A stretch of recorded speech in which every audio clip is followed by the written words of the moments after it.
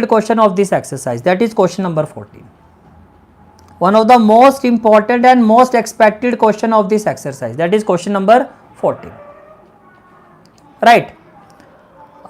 अब देखो क्वेश्चन क्या है आपका, इस क्वेश्चन में भी आपको कोई फिगर गिवन नहीं है, राइट। इस क्वेश्चन में भी आपको कोई फिगर गिवन नहीं है। क्वेश्चन देखो क्या है आपका, मैं क्वेश्चन दिखाता हूं आपको। This is the question. Question में कहा जा रहा है आपको side A B and A C and median AD of triangle ABC. तो पहले ट्राइंगल एबीसी बना लेते हैं, पहले ट्राइंगल एबीसी बना लो। Say this is the triangle ABC, a this is the triangle A B and C. Side A B A C and median AD, तो यहां पर एडी बना दो। से ये आपका मीडियन हो गया, ये आपका क्या हो गया, मीडियन हो गया। ठीक है, थोड़ा सा लाइन इधर रखना है, ऐसा लगे कि दोनों साइड इक्वल है, तो ये आपका हो गया मीडियन। ठीक है, फिर क्या कहा जा रहा है क्वेश्चन में आगे, are respectively proportional to side P Q P R and median P M of another triangle P Q R. तो एक और ट्राइंगल बना देते हैं पी क्यू आर। तो यहां आप एक और ट्राइंगल बना दो P Q are. So this is the another triangle PQR। तो ये हो गया आपका P, ये हो गया Q और ये हो गया आपका R। क्लियर हो गया आंसर। ठीक है, अब क्वेश्चन में ये कहा जा रहा है side AB is proportional to side PQ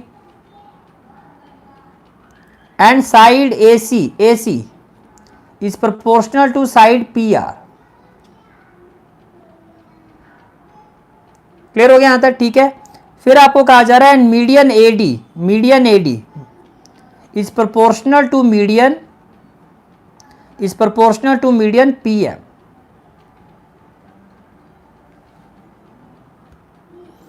हाँ जी ब्रो, इसके बाद फिर कोऑर्डिनेट ज्योमेट्री शुरू करेंगे। ठीक है, वैसे कोऑर्डिनेट ज्योमेट्री का जो प्रीवियस ईयर की प्लेलिस्ट है वहां पे मैंने एक एक क्वेश्चन सारा आपको मिल जाएगा। डिस्क्रिप्शन में जाओगे 2023-24 वाली जो प्लेलिस्ट है उसको ओपन करो, कोऑर्डिनेट ज्योमेट्री पूरा आपको मिल जाएगा। तो आपके एग्जाम के लिए आपको कोई दिक्कत नहीं आएगी। एक एक क्वेश्चन करवा रखा है, ऑप्शनल भी करवा रखी है। डिस्क्रिप्शन में 2023-24 वाली प्लेलिस्ट का लिंक ओपन करके कोऑर्डिनेट ज्योमेट्री पूरा आपको मिल जाएगा।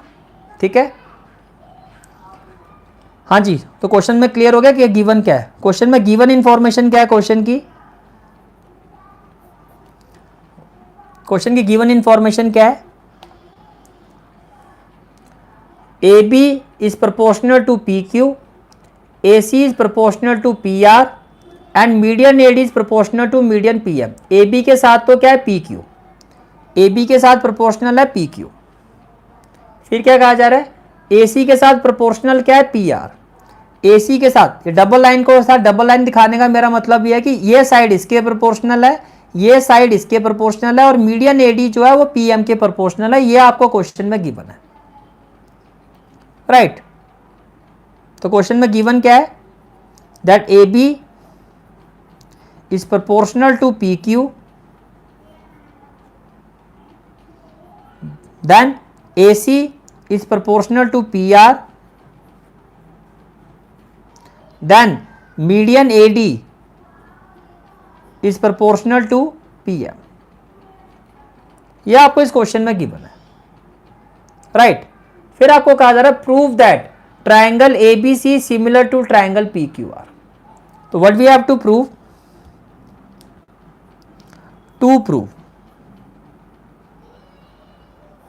आपको प्रूव करना है triangle A B C is similar to triangle PQR.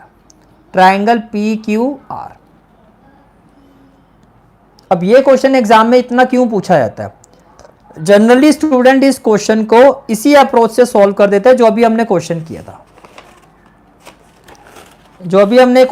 था, क्वेश्चन नंबर 12। पहले आपको क्वेश्चन दिखा देता हूं, ये देखो।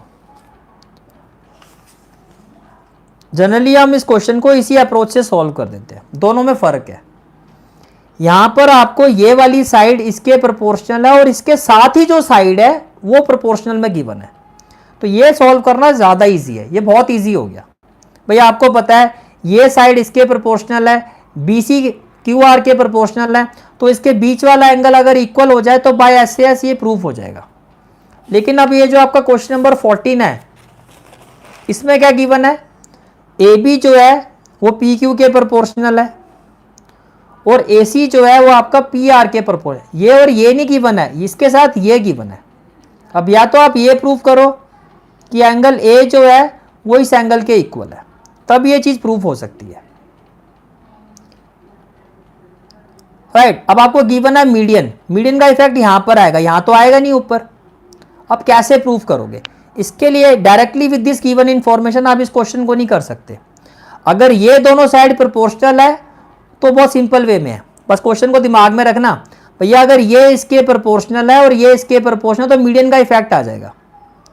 तब तो फिर इन दोनों को सिमिलर प्रूफ करके ये एंगल इक्वल दिखा दो, हो गया क्वेश्चन। लेकिन अगर ये दोनों साइड प्रोपोर्शनल है तो मीडियन का इफेक्ट तो इस बेस पर आएगा और आपको ये एंगल इक्वल दिखाना होगा, वो आप with respect to this given information नहीं दिखा सकते। तो इसमें आपको क्या करना होगा, कंस्ट्रक्शन करना होगा। क्या करना होगा? कंस्ट्रक्शन। तो कंस्ट्रक्शन क्या होगी आपकी? कंस्ट्रक्शन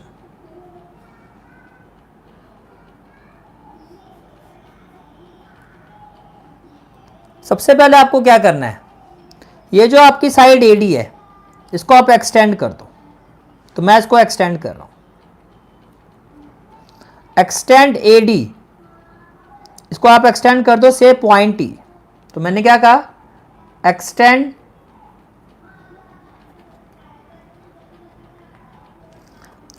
AD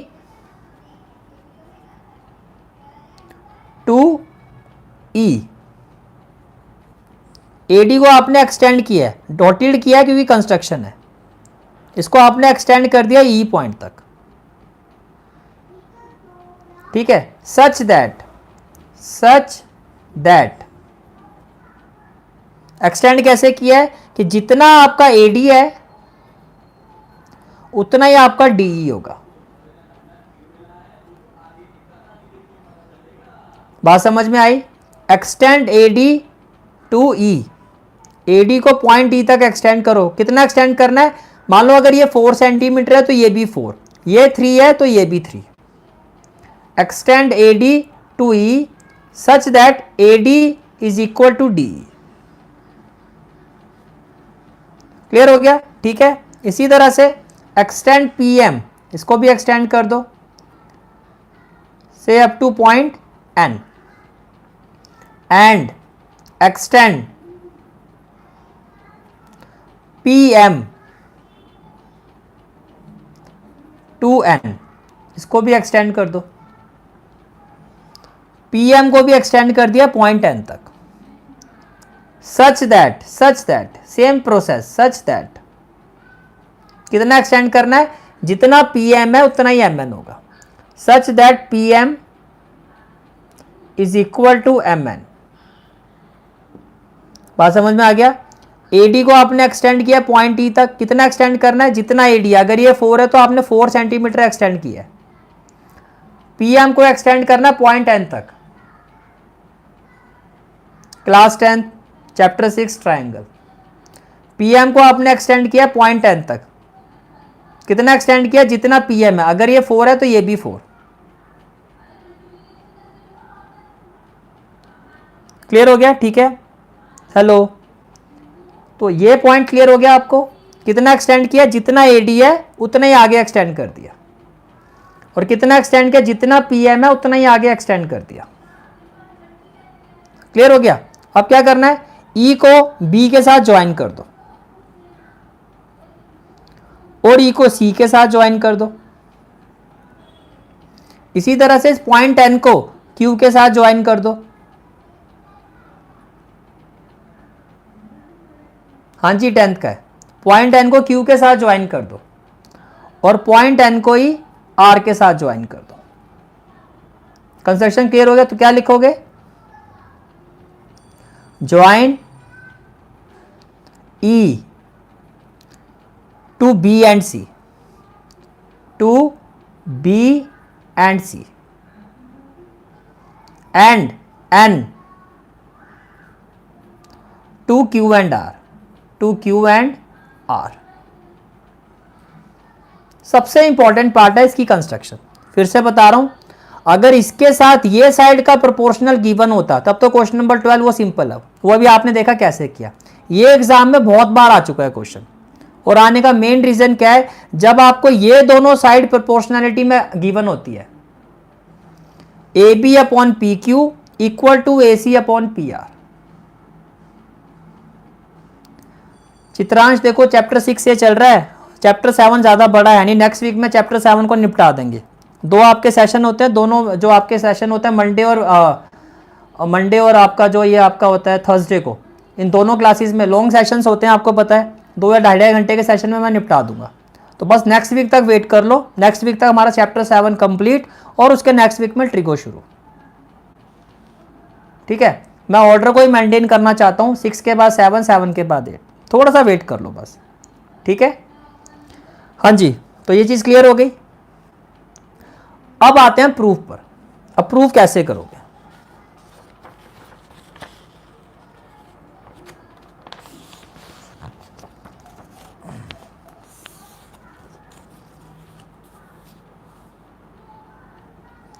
पीछे के चैप्टर मैंने सारे करवाए हैं, रिवीजन जब पूरा सिलेबस होगा तो रिवीजन तो होगा ही होगा, बीच में अगर टाइम मिलेगा तो वन शॉट भी मैं दोबारा रिवीजन में लूँगा, लेकिन मैंने सारी प्लेलिस्ट डाली हुई है, आप वहाँ से देख सकते हो।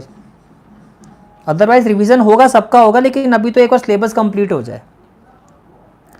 चलो जी, अब आते हैं प्रूफ पर। अब देखो, अब ध्यान से समझना, इन क्वाड्रिलेटरल, मैं बात कर रहा हूं इस क्वाड्रिलेटरल की, क्वाड्रिलेटरल बन गया ना 1 2 3 4 4 vertex, in quadrilateral A B E C, in quadrilateral मैंने क्या लिखा, in quadrilateral A B E C, A B E C. First of all by construction AD जो है आपका वो डीई के इक्वल है, मानते हो? By construction AD is equal to D, तो आपने कहा AD is equal to D by construction. Thank you, by construction. ठीक है, अच्छा दूसरी बात, बीडी जो है आपका वो डीसी के इक्वल है। अब क्यों इक्वल है? क्वेश्चन में गिवन है, मैं यहां लिख भी देता हूं, क्वेश्चन में गिवन है आपका कि एडी जो है आपका और पीएम जो है आपका, AD and PM are median of triangle ABC and triangle PQR, triangle PQR respectively. और मीडियन का मतलब क्या होता है, ये साइड इसके इक्वल होगी और ये साइड जो है इसके इक्वल होगी। तो भैया BD जो है वो DC के इक्वल होगा, तो आपने कहा BD is equal to DC। Reason क्या है, ये आपको क्वेश्चन में गिवन है, ये आपको क्वेश्चन में गिवन है।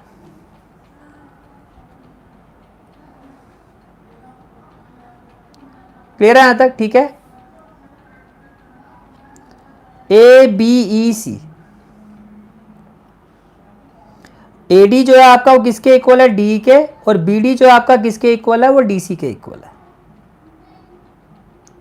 राइट, क्लियर हो गया यहां तक? ठीक है, अब देखो, अब आपने क्या प्रूफ कर दिया कि ये जो क्वाड्रिलेटरल है ABEC, ये जो क्वाड्रिलेटरल है ABEC, इसके जो डायगोनल्स हैं वो इक्वल है। देखो ये वाला जो डायगोनल्स है वो इक्वल है AD और DC, मतलब आपने ये प्रूफ कर दिया इस क्वाड्रिलेटरल के जो डायगोनल्स है वो बाइसेक्ट हो रहे हैं।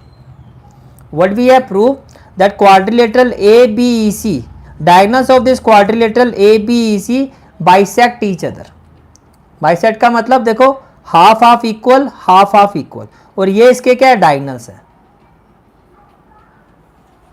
राइट, तो इसका मतलब क्या हो गया, which implies diagonals, which implies diagonals of quadrilateral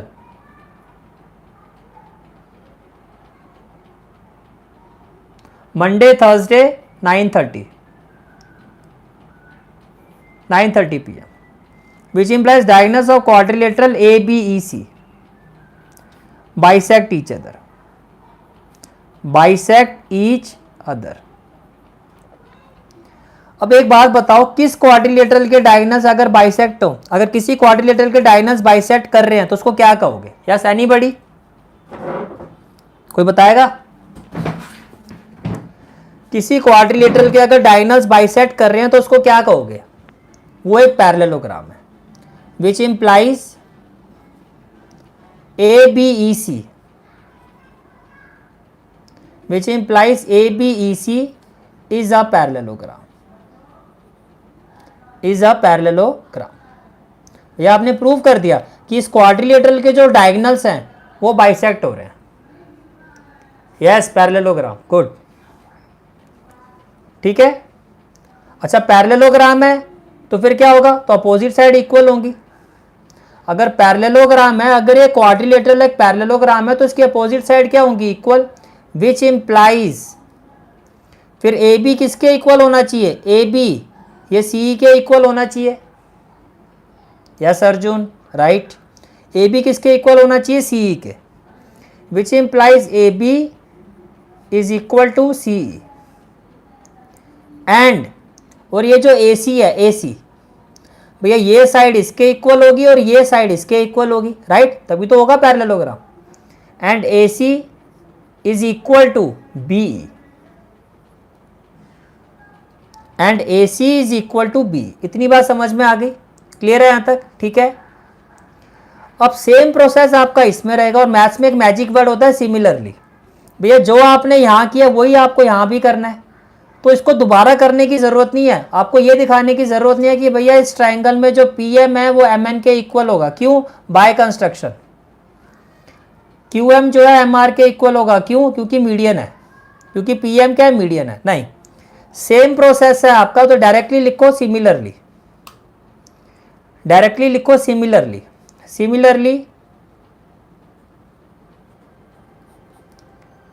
similarly PQNR is a parallelogram, तो भैया ये भी पैरेललोग्राम होगा। PQNR is a parallelogram, PQNR is a parallelogram, which implies तो इसमें भी क्या होगा? अपोजिट साइड इक्वल, तो PQ किसके इक्वल होगा? NR के, which implies PQ is equal to NR। And क्या होगा? PR ये किसके इक्वल होगा? ये QN के इक्वल होगा। And PR is equal to QN and PR is equal to QN। कितनी कहानी क्लियर हो गई? ठीक है, ओके। नाउ अब मैं दो ट्रायंगल कंसीडर कर रहा हूं, कौन कौन से? ध्यान से सुनना। AEB and PNQ। Now in triangle AEB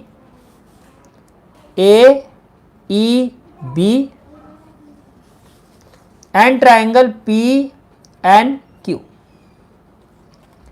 and triangle PNQ।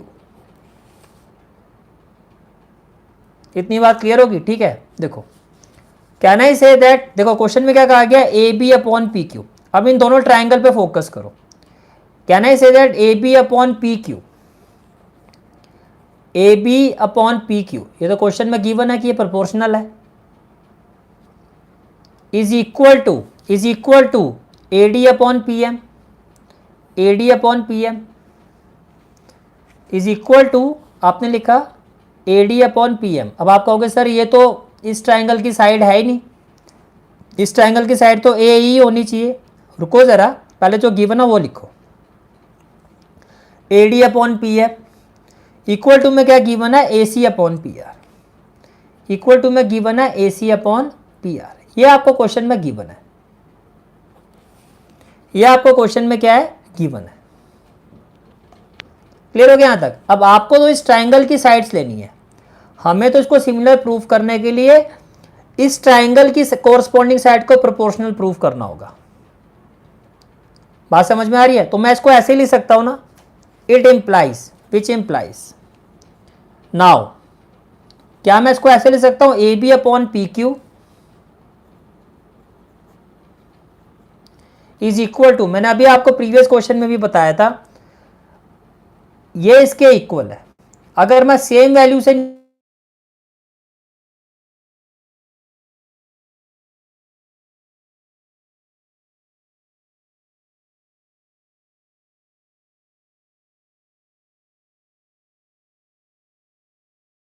2 of PM,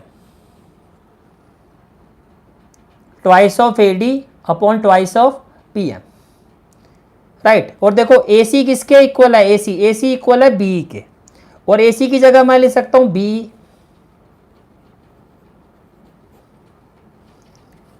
और जो ये PR है ये किसके इक्वल है, QN, PR की जगह मैं लिख सकता हूं QN, PR की जगह मैं क्या लिख सकता हूं, QN।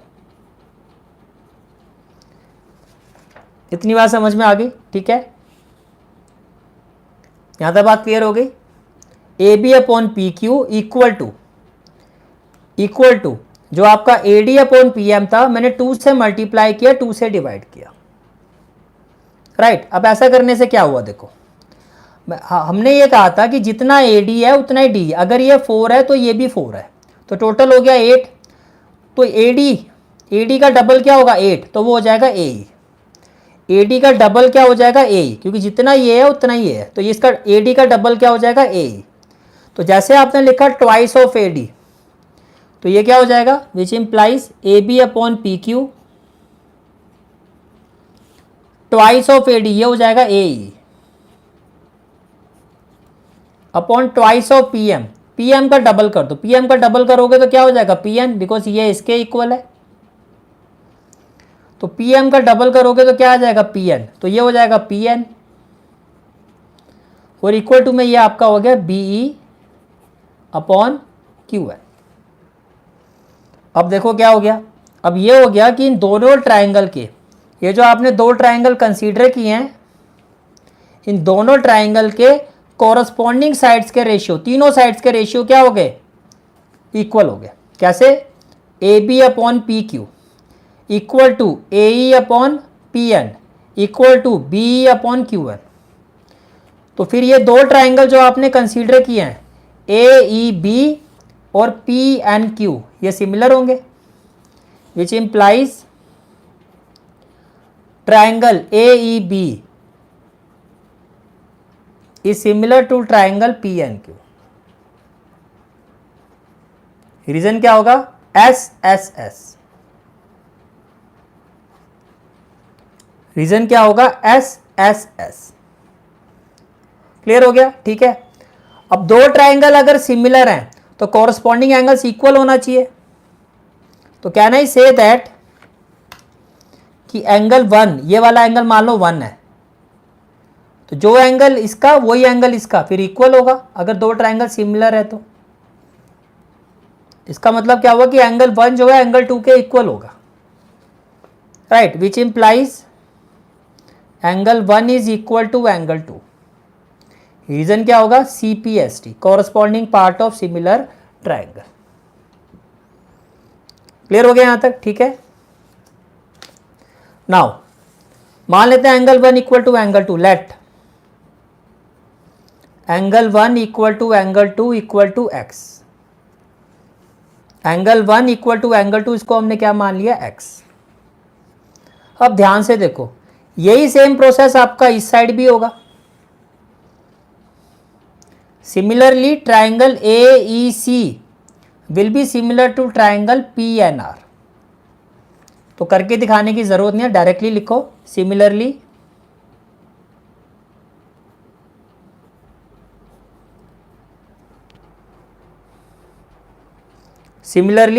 Triangle AEC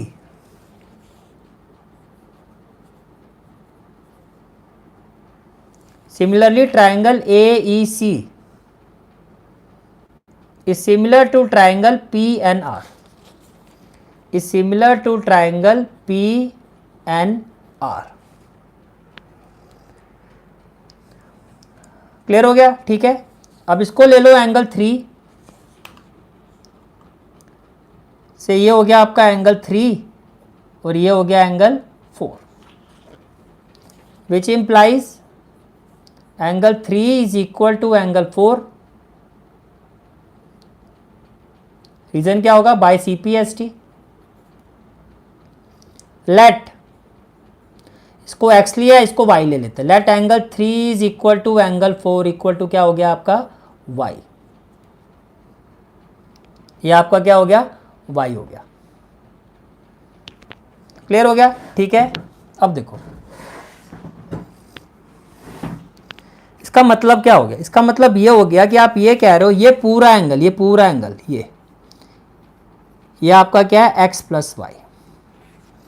angle 1 x है और एंगल 3 y है, और ये जो पूरा एंगल है ये पूरा एंगल, ये पूरा एंगल क्या है? एंगल 2। एंगल 2 क्या है आपका? x, और एंगल 4 क्या है? y। तो ये भी पूरा एंगल क्या हो गया? x plus Y. राइट, तो क्या कहोगे? Which implies angle BAC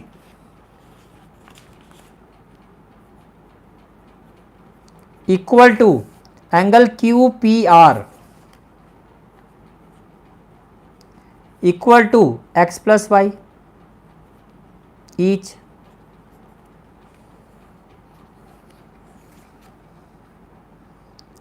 right, या फिर आप ये भी कह सकते हो which implies angle BAC is equal to angle QPR, क्योंकि ये भी x प्लस वाई है, ये भी x प्लस वाई है। ये ना भी लिखो तो भी चलेगा, फिगर में दिखा दिया आपने, ये भी x प्लस वाई है, ये भी x प्लस वाई, तो ये एंगल जो है वो इसके इक्वल है। Which implies angle BAC is equal to angle QPR। बस हमारा काम हो गया। हमने स्टार्टिंग में यही कहा था कि भैया ये साइड इसके प्रोपोर्शनल है, ये साइड इसके प्रोपोर्शनल है। समहाउ अब हमें ये प्रूव करना होगा कि इनके बीच का ये जो एंगल है वो इक्वल है, तो अपने आप ये दोनों ट्राइंगल क्या प्रूफ हो जाएंगे? सिमिलर। तो जो मेन काम था इस एंगल को इक्वल दिखाने के लिए हमें इतनी खिचड़ी पकानी पड़ी। राइट, तो अब क्या कहोगे? In triangle ABC and triangle PQR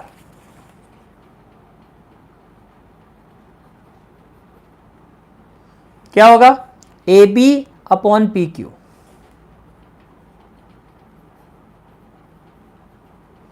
equal to AC upon PR। ये तो क्वेश्चन में गिवन है, AB upon PQ equal to AC upon PR। क्यों लिखा आपने ऐसा? Because it is given. And angle A is equal to angle P। Proved above, ये BAC जो है that is angle A is equal to angle P। Proved above, proved above. तो जैसे आपने ये प्रूव कर दिया तो क्या कहोगे आप? Which implies triangle ABC is similar to triangle PQR। Reason क्या होगा? SAS by SAS criteria. Very very very very important question. Question करके समझ में आ गया।